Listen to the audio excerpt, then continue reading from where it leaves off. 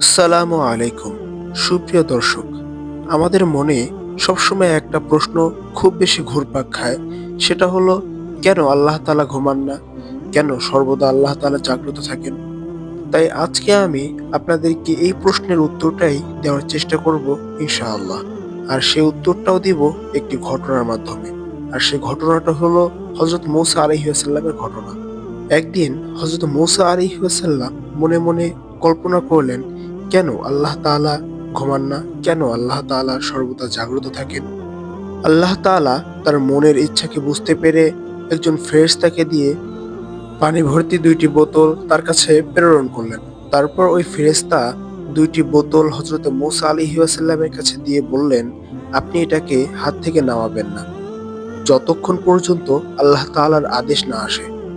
অতঃপর হযরত মূসা আলাইহিস সালাম এটাকে আল্লাহ তাআলার আদেশ মনে করে সেটাকে বাস্তবায়ন করতে লেগে গেলেন। তিনি অনেকক্ষণ যাবৎ এই ২টি বোতলকে আঁকড়ে রাখলেন। কিন্তু একটি পর্যায়ে তার অনেক বেশি ঘুম পেয়ে গেল। তো তার হাত থেকে যখন বোতল ২টি পড়ে যাচ্ছিল, তখন তিনি তাড়াতাড়ি বোতল ২টাকে আঁকড়ে ধরে ফেললেন। কিন্তু তার ঘুমের তীব্রতার জন্য আবার হাত থেকে ছুটে গেল এবং পানি ২টা পড়ে গেল। অতঃপর সেই ফেরেশতাটি আগমন করল এবং হযরত মূসা আলাইহিস সালামকে বললেন, আল্লাহ তাআলা আপনাকে এর মাধ্যমে একটি শিক্ষা দিয়েছেন। আর সে শিক্ষাটি হলো, আল্লাহ তাআলা ২টি বোতলের মাধ্যমে আপনাকে বুঝিয়েছেন, একটি হলো আসমান এবং অপরটি জমিন।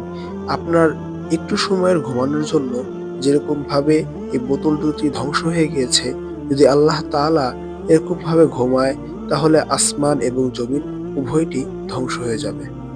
এজন্যই আল্লাহ তাআলা ঘুমান না। তিনি এই দুনিয়ার নিয়ম শৃঙ্খলাকে ঠিক রাখেন। সুতরাং আমাদের বুঝতে আর বাকি নেই যে আল্লাহ তাআলা কত বড় একজন সত্তা, তিনি কত বড় একজন রব।